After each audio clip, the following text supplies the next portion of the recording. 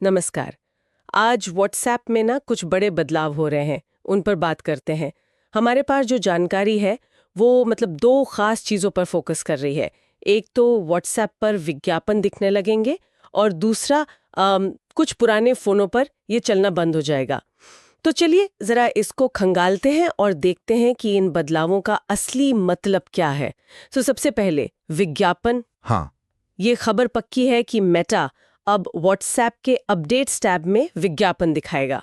वही टैब जहां हम स्टेटस और चैनल्स देखते हैं। हाँ हाँ बिल्कुल। और सोचिए, दुनिया भर में करीब 1.5 अरब लोग रोज इसे यूज करते हैं। ये तो काफी बड़ा चेंज है। हाँ, ये बहुत बड़ा है।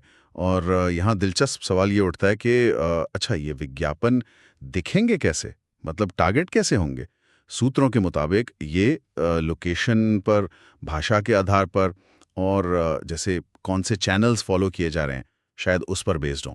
और हो सकता है फेसबुक, इंस्टाग्राम जैसे जो दूसरे मेटा अकाउंट्स हैं, उनसे भी कुछ कनेक्शन हो। हालांकि मेटा जोर देकर कह रही है कि आपकी चैट्स वो पहले की तरह पूरी तरह प्राइवेट रहेंगी, उन पर विज्ञापनों का कोई असर नहीं होगा। लेकिन क्या ये वाकई हो सकता है? चैट्स प्राइवेट रखना ठीक है, पर अगर विज्ञापन दिखाने के लिए बाकी जानकारी इस्तेमाल हो रही है, तो क्या ये व्हाट्सएप के उस पुराने वादे से पीछे हटना नहीं है कि वो हमेशा एड फ्री रहेगा? बिल्कुल। कहीं ये मेटा की उस बड़ी प्लानिंग का हिस्सा तो नहीं कि फेसबुक, इंस्टाग्राम के बाद अब व्हाट्सएप की बारी है कमाई करने की? बिल्कुल, ये सवाल तो एकदम वाजिब है।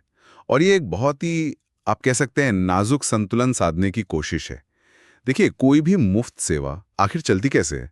उसे पैसा तो कमाना ही पड़ता है ना? हाँ, वो तो है। लेकिन सवाल ये है कि पैसा कमाने और उपयोगकर्ता के अनुभव और भरोसे, उसको बनाए रखने के बीच सही तालमेल कैसे बिठाया जाए। व्हाट्सएप की शुरुआत तो इसी वादे पर हुई थी कि भाई यूजर की प्राइवेसी सबसे ऊपर है, कोई विज्ञापन नहीं। हाँ, बिल्कुल।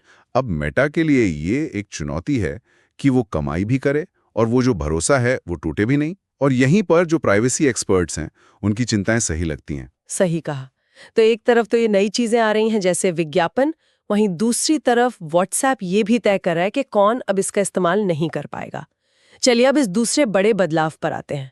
पुराने फोन्स के लिए सपोर्ट खत्म होना। बंद कर देगा। खासतौर पर वो आईफोन्स जो iOS 15.1 या उससे पुराने वर्जन पर चल रहे हैं, जैसे आईफोन 5S, 6 वगैरह।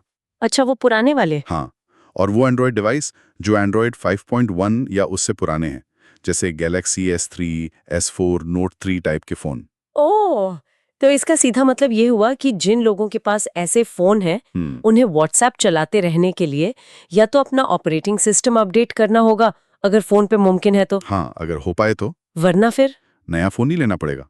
ये तो बहुत से लोगों के लिए एक मुश्किल खड़ी कर सकता है। बिल्कुल, बिल्कुल। इसमें कोई शक नहीं। और अगर हम इसे थोड़ा बड़े पर्सपेक्टिव में देखें, तो ये टेक्नोलॉजी कंपनियों का एक आम तरीका है एक तरह से। सॉफ्टवेयर को बेहतर बनाने, नए सिक्योरिटी अपडेट्स देने और अपने रिसोर्सेज को नई टेक्नोलॉजी पर फोकस करने के लिए उन्हें पुराने हार्डवेयर का सपोर्ट बंद करना ही पड़ता है। अच्छा। तो एक तरह से टेक्नोलॉजी के आगे बढ़ने की कीमत है, जिसका बोझ सीधे उपयोगकर्ता पर पड़ता है। उन्हें लगातार अपने डिवाइस अपडेट रखने पड़ते हैं। मजबूरी है। हम्म तो आज की बातचीत का सार निकालें अगर, तो दो मोटी बातें सामने आती हैं। एक, व्हाट्सएप के अपडेट्स टैब में अब विज्ञापन दिखेंगे, इससे यूजर एक्सपीरियंस यकीनन बदलेगा। और दूसरा, कुछ पुराने आईफोन और एंड्रॉयड ऑपरेटिंग सिस्टम वाले फोन पर व्हाट्सएप चलना बंद हो जाएगा 1 जून 2025 से। हाँ बिल्कुल। ये दोनों बदलाव हमें याद दिलाते हैं कि ये डिजिटल दुनिया कितनी तेजी से बदल रही है। जो प्लेटफॉर्म आज हमें मुफ्त और सादे लग रहे हैं, कल उनकी बिजनेस स्ट्रैटेजी बदल सकती है। वो पैसा कमाना चाहेंगे। और जैसे जैसे टेक्नोलॉजी आगे बढ़ती है, हम सबको, मतलब यूजर्स को भी उसके साथ कदम मिलाना पड़ता है, चाहे वो नए फीचर अपनाना हो या फिर पुराने डिवाइस बदलना। सही बात है। और जाते जाते एक सवाल शायद सबके सोचने के लिए छोड़ जाते हैं।